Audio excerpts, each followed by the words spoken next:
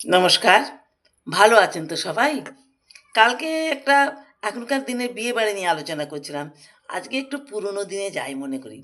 আমাদের যারা আমরা আমাদের বয়স যাদের ৭ এর ঘটে বা ৭ এর ঘটার কাছাকাছি, তারা কিন্তু অনেক কিছু দেখেছি। আমরা একটা যুগ পরিবর্তনের মধ্যে দিয়ে গেছি। আমরা যুগ সন্ধিক্ষণে বাস করেছি। আমরা যত পরিবর্তন দেখেছি, আমাদের পরের প্রজন্ম কিন্তু অতটা পরিবর্তন দেখেনি বা অতটা পরিবর্তনের মধ্যে দিয়ে ওদের যেতে হয়নি। তার পরের প্রজন্ম তো একদম অন্য লাইফ অফ স্ট্যান্ডার্ডটাই তাদের অন্যরকম। আমরা যেমন যৌথ ফ্যামিলি দেখেছি।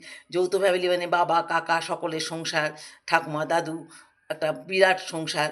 আর তার মধ্যে ১ জন ২ জন বিধবা পিসি বা কাকি জেঠি তারা থাকতই। কিন্তু তারা কোনোদিন সংসারের বার্ডেন ছিল না। তারা সংসারের একটা অংশই ছিল।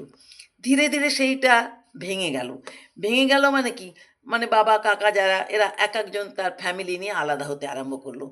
কিন্তু যেকোনো একজন হয়তো একটু দুর্বল ছিল অর্থনৈতিক দিক দিয়ে, তারাই কিন্তু বাবা-মার কাছে থেকে যেত বাড়িতে। আর বাকি সব যে যার মতন আলাদা থাকত।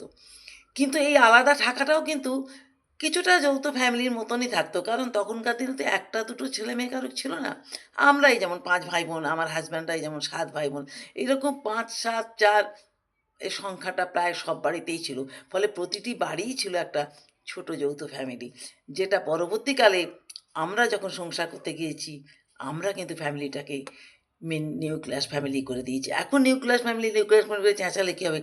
এটা তো সৃষ্টি করেছি আমরা। আমরাই তো ১ টা বা ২ টোর বেশি সন্তান নেইনি। তাহলে সংসারটাকে ছোট করল কে? আমরাই করলাম। কিন্তু যাই হোক, আমরা যখন বড় হয়েছি, তখন কিন্তু বাইরের জগৎ সম্বন্ধে মেয়েরা একটু অবহিত কম ছিল।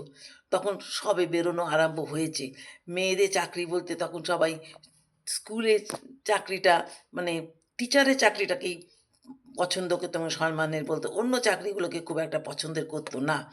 কিন্তু ধীরে, ধীরে সেই মানসিকতার পরিবর্তন হলো। মেয়েরা বাইরে যেতে আরম্ভ করলো। অন্যান্য বিভিন্ন ক্ষেত্রে ডাক্তারি, ইঞ্জিনিয়ারিং, ওকালতি বা সেনাবাহিনী যেকোনো জায়গায় তারা অফিস কাচারি সব জায়গায় তারা যেতে আরম্ভ করলো এবং কাজ যোগ দিয়ে সফলভাবে কাজ করতে আরম্ভ করলো। এই যে মানসিকতাটা তৈরি হওয়া, এটা কিন্তু অনেকটা আমাদের মানে আমরা যারা চাকরিরত মায়েরা বা চাকরিরত মায়ের যারা নাও ছিল, তারাও সেই মায়েরাও কিন্তু সন্তানদের মনের মধ্যে এই বীজটা বপন করে দিয়েছে যে নিজের পায়ে দাঁড়াতে হবে।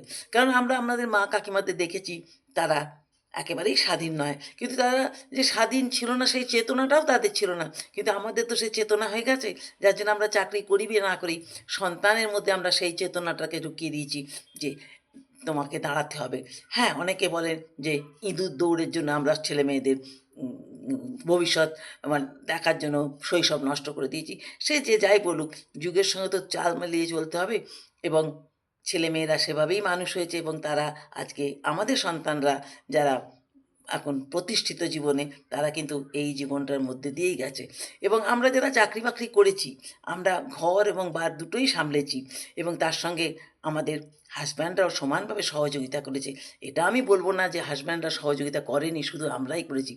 তবে সবকিছুর মধ্যে থেকেও কিন্তু কর্মরতা মেয়েরা অনেক বেশি কাজ করে। তারা সংসার, ঘর-বার, সন্তান সবকিছু দেখে। তাদের পড়াশোনা থেকে আরম্ভ করে সবকিছুই দেখে। কী করে দেখে সেটা আমরা ব্যাখ্যা করলে বলতে পারব না। আমিও তো একসময় কাটিয়েছি। আমিও তো ভাবি কী করে এত কাজ করতাম। কিন্তু করতাম তো। সবাই তাই করে। সেভাবেই বেড়ে যাচ্ছে।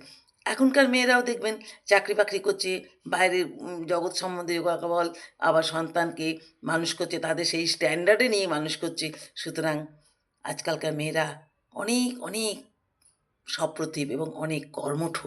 আজকালকার মেয়েরা কর্মবিমুখরা প্রচুর কাজ করে। যারা চাকরি-বাকরি নাও করে যে সমস্ত মেয়েরা, তারাও কিন্তু ঘরে অনলাইনে কিছু না কিছু করার একটা চেষ্টা করে। মেয়েদের এই যে স্বনির্ভর হওয়ার যে একটা মানসিকতা, একটা নিজের পরিচয় তৈরি করার যে মানসিকতা, এটা কিন্তু আমরাই তৈরি করে দিয়েছি। আমাদের দেখেই তৈরি হয়েছি এবং এটা যত বেশি হবে, যত ভালো হবে, তত কিন্তু তারা সমাজটা আমাদের এগিয়ে যাবে। এর সঙ্গে হ্যাঁ, আমি বলব হাসব্যান্ড নিশ্চয়ই আছে। হাসব্যান্ড না থাকলে কোনো মেয়ে সংসারটাকে এত সুন্দরভাবে চালাতে পারত না। তারা সবসময় সহ সহযোদ্ধা আছে এবং বন্ধুর মতন পাশে থেকে সাহায্য করে গেছে, তারাও কম কাজ করে না। ওই জন্য তো কথাতেই আছে, সংসার সুখে নয় রমণীর বনে, গুণময় পতি যদি থাকে সানে সনে। গুণময় পতি একটা নিশ্চয়ই দরকার। সমাজ তো পুরুষ নারী দুজনকে নিয়েই, স্বামী স্ত্রী দুজন, বাবা মা দুজনকেই সন্তানের দরকার। সুতরাং আজকের দিনে মেয়েরা এগিয়ে যাচ্ছে, তার জন্য মায়েরা যতটা দায়ী, মায়েদের যতটা ভূমিকা, ঠিক ততটাই স্বামীর ভূমিকা। স্বামীও কিন্তু স্ত্রীকে বাইরে বেরোবার যে সুযোগটা, যে সময়টা সে করে দিচ্ছে। এজন্য পুরুষকেও আমি অসংখ্য ধন্যবাদ জানাই। আপনারা কি বলেন? আপনাদের মতামত শোনার জন্য রইলাম। আবার একটা ভিডিওয়ে দেখা হবে। আজকের মতন এখন আসি। নমস্কার। ততক্ষণ ভালো থাকুন সবাই।